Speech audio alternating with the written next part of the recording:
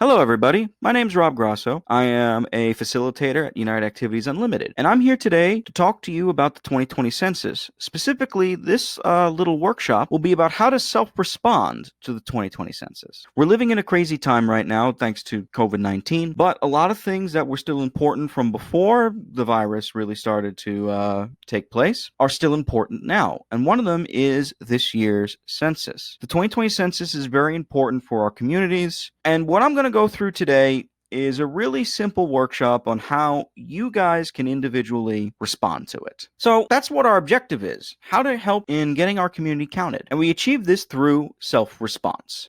It's simple. It's participation from you. There's no outside manipulation involved in this. We're not taking the census for you. We want you, the individuals watching this, members of our communities, to take the census on their own. And we're going to do this by going through the online version of the census this time. And I'm going to end this presentation by just going over a quick FAQ with general questions that we tend to be asked. A little bit of background information first. The current version of the census is online at my2020census.gov. It is available in 13 different languages with support for 51 more languages on top of that. And it can also be done over the phone with a representative if you would rather do that than go online. I have the two numbers there for you in English and Spanish.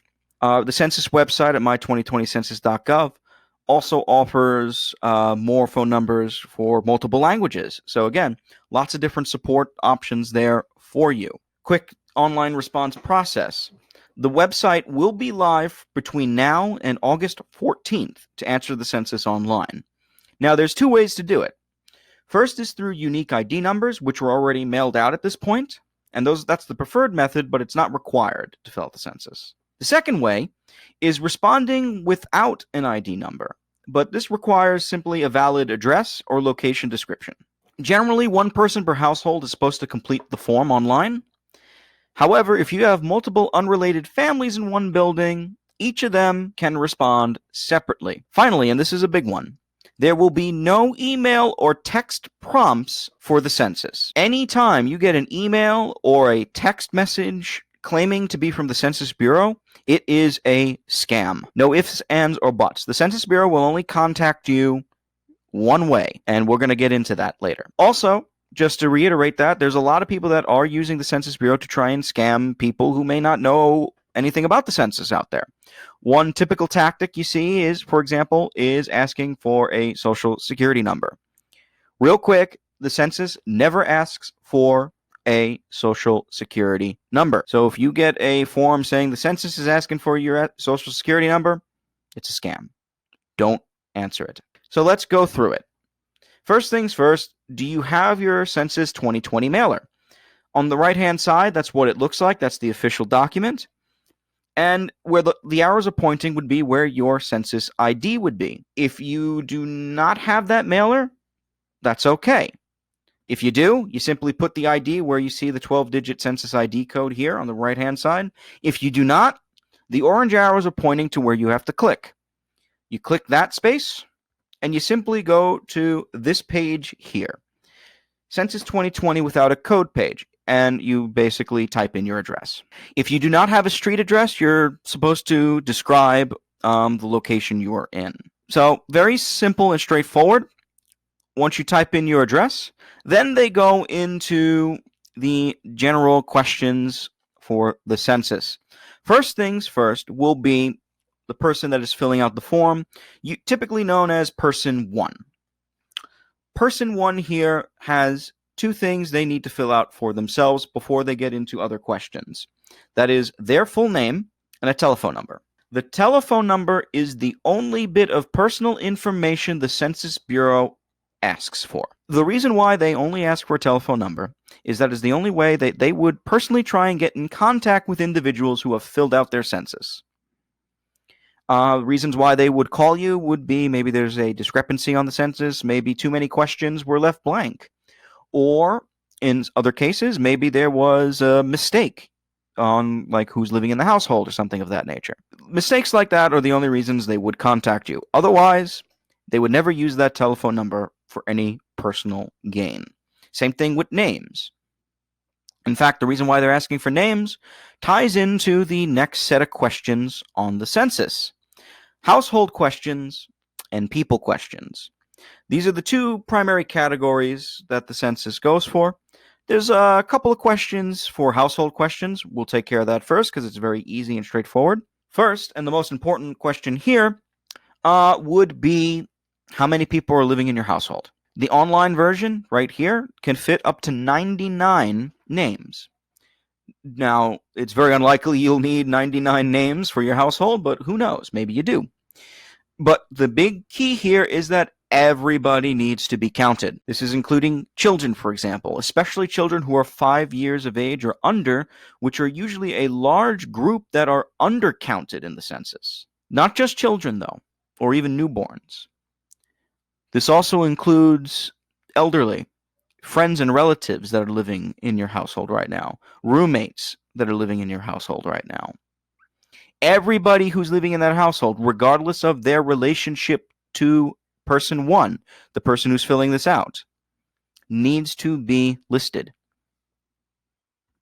Second question regarding household will be simple: home ownership. Very self-explanatory. You pick the section that fits. Are you renting this place? Is it occupied without payment of rent? Do you own the home with a mortgage, or do you own the home without a mortgage? That's more or less what they're asking here. Again, person one is the only one that will be filling out these two sections. Everybody else, including person one, are expected to fill out the people questions. The people in the household have their own individual sections for the online version of the census. And you can add other people as you go. If maybe you forgot somebody, that's fine. You can add them in. You can also remove them if maybe it was a mistake to put them on there. That's also fine. Person one is supposed to be the one that fills out this for everybody.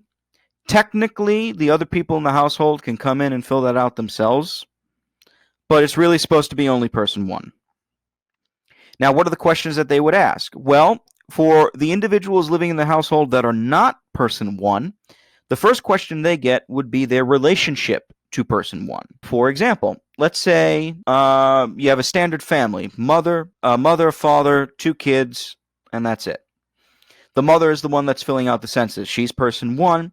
The next person would be her husband, person two. So this question would be asking here, what is person's two relationship to person one? In this case, they are married, so opposite sex, husband, wife, or spouse, or maybe opposite sex, unmarried partner. For their children, they would probably select biological son or daughter, or adopted son or daughter, or stepson or stepdaughter. Other relationships are also asked. This includes things like grandchildren, parent-in-laws and son-in-laws, roommates, non-relatives, and for the first time on the census, same-sex couplings, including same-sex married couplings and same-sex unmarried partners. After that question, we get into the standard questions that everybody, including person one, need to answer, starting with sex and date of birth, or age, as it's put on the census. Date of birth and age are very self-explanatory. You just type in your birth date, and it'll do it for you. Sex is a little bit more complex, mostly because it is a binary choice between male and female. Now, there has been some challenge to that by several advocacy groups, including members of the LGBTQ community, who feel they are not being represented on the census because of that question. Unfortunately, for the online version of the census, there is no way to skip the question. So those individuals who may identify as neither gender may have to make a choice on what gender they would prefer between male or female in this case. However, there are workarounds. For those that are lucky enough to still get a mailer, which is when they send the census out through the regular mail, you can leave the question blank if you so prefer. If you also contact the census via telephone, like I showed you before with the telephone numbers, and you take it over the phone, you can technically leave that question blank. It is one of the few questions that can be left blank on the census without the Census Bureau coming in and asking for more information. As for the future of this question, it is important to keep in mind that the more advocacy, as well as the more people that showcase a desire for that question to change, the more likely the question will change in the future. And we have seen examples of this happen. The aforementioned same-sex couplings, for example, is brand new to the 2020 census, and that was put in there because of advocacy groups asking for it to be in there. There have been other changes in the census as well, especially for the two main questions where the census really takes off: race and ethnicity. Race and ethnicity are used heavily for data collection and demographic data. And that demographic data is one of the primary drivers for why we need to take the census. It helps us politically through redistricting and representation for political figures in state, local, and federal government positions. It helps us with resources, the allocation of resources and funds for federal programs, state programs, as well as what neighborhoods, communities, and groups need those resources to thrive. It finally helps us with advocacy groups like the NAACP, for example, who use census data specifically to help out minority communities that are in need.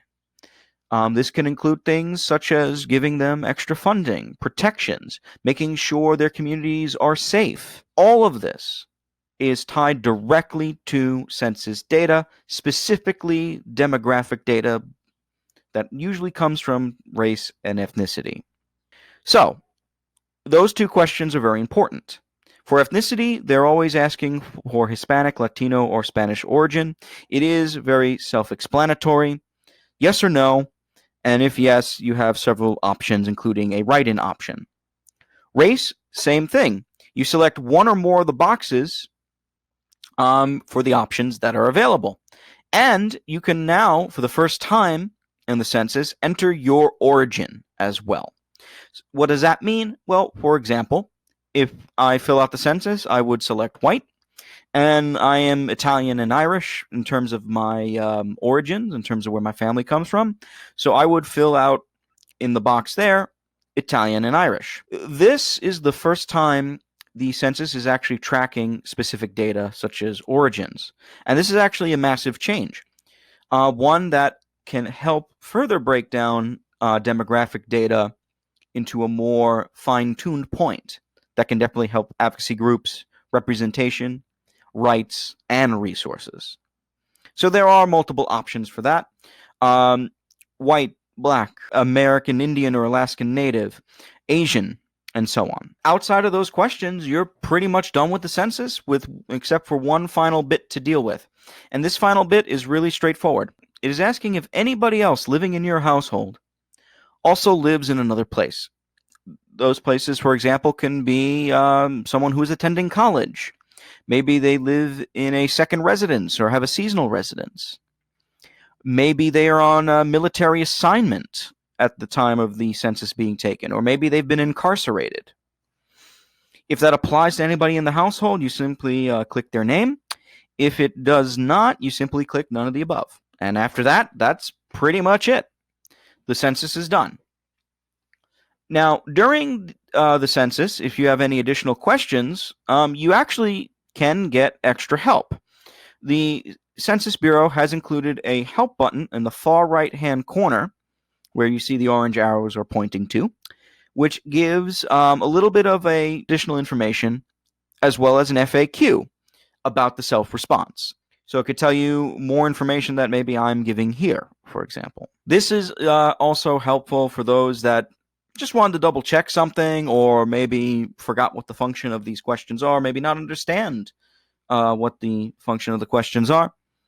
Good way to just get quick help, understand what to do, and then take care of it. Before we finish, I do want to go over some general points. These are mostly questions that have been frequently asked to us about the 2020 census. First, and the most important question here, your information is safe. There are several laws in place, in particular one known as Title 13, which protects any individual. The first and most important thing is your information is safe. There are several laws in place, such as one known as Title 13, which actually protects individuals from having their personal information from the census, specifically their names and telephone numbers and their addresses, if need be, from being released. Any private information that is released is punishable for up to 5 years in prison and fines that could equal $250,000, which is a hefty sum. So your information is safe. And even if that still occurs, advocacy groups and watchdog groups can also sue the Census Bureau and the individuals who have done so for releasing that information because of obvious reasons, targeting harassment, or whatever. Key point, I mentioned this previously, you will never be asked for your social security number by the Census Bureau. Simply doesn't ask for it.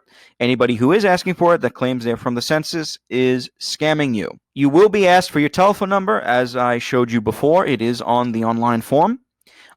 This is done for any follow-ups the Census Bureau might have, such as any mistakes in filling out your census. So it's only really done for the Census Bureau's benefit. As we said, the census is in multiple languages, provided in 13 languages.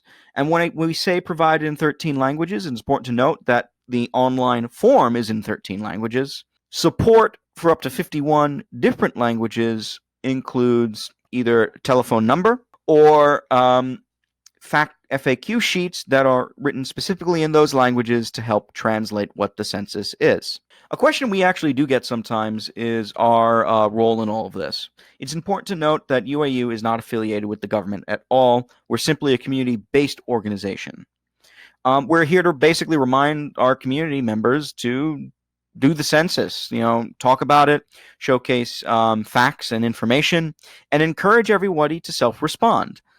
This entire little workshop here is all about encouraging you to self-respond and going through it step by step. So the challenges of self-response are kept to a minimum.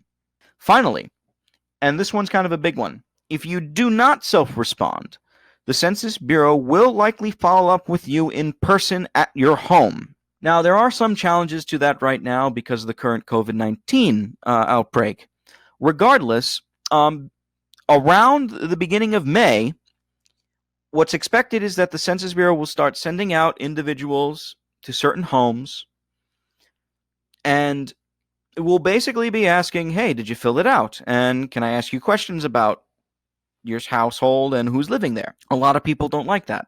Whether or not they will start in May because of COVID-19, I can't say for sure, but the original date was May 7th. That all being said, very soon the Census Bureau will be sending out individuals who will try to follow up with you in person to try and get an accurate count. This is one of the reasons why self-response is more preferred. People don't want to deal with the Census Bureau out of various reasons, annoyance or fear or whatever, but it's still important that they get counted. So the best way to mitigate all that, the best way to make sure we all get counted, is if we do it ourselves. So if you don't want to deal with somebody knocking on your door, do it yourself. Simple and effective. And that's it. First, I want to thank everybody for participating in this little presentation. You can contact United Activities Unlimited in various ways. All of our social media stuff is on the screen right now.